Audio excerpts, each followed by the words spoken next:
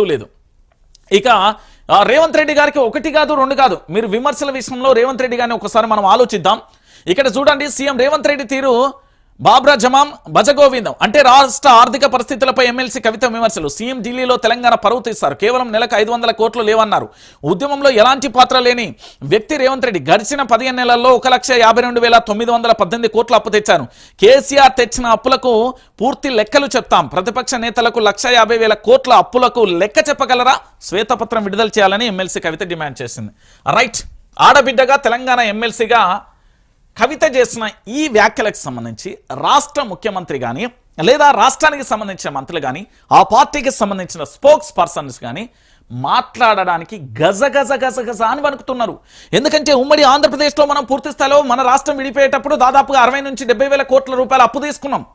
ఆ తర్వాత ఈ ఏంది భజన బ్యాచ్ అని ఏం చేసిలు, తెలంగాణ రాష్ట్రాన్ని అమ్ముతున్నాడు, ఇల్లు అమ్ముతున్నాడు, గొడ్డ అమ్ముతున్నాడు, గోవు అమ్ముతున్నాడు, మొత్తం భూములు జాగలు అమ్ముతారు, రేపు పొద్దుగాల మనల్ని అమ్ముతాడు అనే ఒక విష ప్రచారాన్ని స్టార్ట్ చేసి అప్పుల రాష్ట్రంగా తెలంగాణ రాష్ట్రం అని చెప్పిన గొప్ప వ్యక్తి తెలంగాణ రాష్ట్రంలో ఉన్నారంటే రేవంత్ రెడ్డి టీం. కానీ ఇప్పుడు ఫైనల్గా జరిగిన విషయం ఏంటంటే కేవలం వీళ్ళు వచ్చే 15 నెలల కాలం మాత్రమే, 15 నెలల కాలంలో మాత్రమే 1,52,918 కోట్ల రూపాయల అప్పు తెచ్చి ఏం చేసిర్రు? ఒక ప్రాజెక్టు కట్టిర్రా? లేదు. పోనీ ఒక విశ్వవిద్యాలయం కట్టిర్రా? లేదు. ఒక ఆసుపత్రి కట్టిర్రా? లేదు. పేదలకు ఏమైనా ఇండ్లు ఇచ్చిర్రా? లేదు. సంక్షేమ పథకాలను అమలు చేసిర్రా? లేరు. మరి ఏం చేసినట్టు ఈ పైసలు అంటే రాజుల సొమ్ము రాళ్ల పాలైపోయినాయి. మనకు తీసుకొచ్చిన అప్పును కాస్త వాళ్ళ జేబుల పాలైపోయినాయి. ఎస్, ఇది కరెక్ట్. మీరు అవునన్నా కాదన్నా ఇది నిజం, ఇది రియాలిటీ, ఇది ఫ్యాక్ట్స్. ఎందుకు నేను ఈ విషయాన్ని చెప్తున్నానంటే ఈరోజు తెలంగాణ సమాజం కూడా ఆలోచించాల్సిన విషయం. ఇక్కడ పూర్తిగా కూడా తెలంగాణ రాష్ట్ర రాజకీయాలలో భగభగమండే అంశం ఏమన్నా ఉన్నది అంటే ఇదే. 1,52,918 కోట్ల రూపాయలు ఏవైతే ఉన్నాయో ఈ 1,52,918 కోట్లకు సంబంధించి లెక్క చెప్పాలి రేవంత్ సర్కార్. చెప్పగలుగుతారా?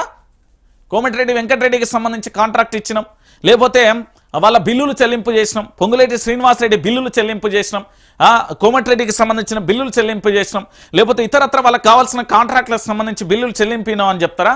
ఒక రైతులకు రుణమాఫీ చేయలేదు, రైతులకు రైతు భరోసా ఇవ్వలేదు, రైతులకు రైతు బీమా ఇవ్వలేదు. పోనీ వాళ్ళకి ఏం చేసిర్రు అంటే ఏం చెప్పలేని పరిస్థితి కనబడుతుంది.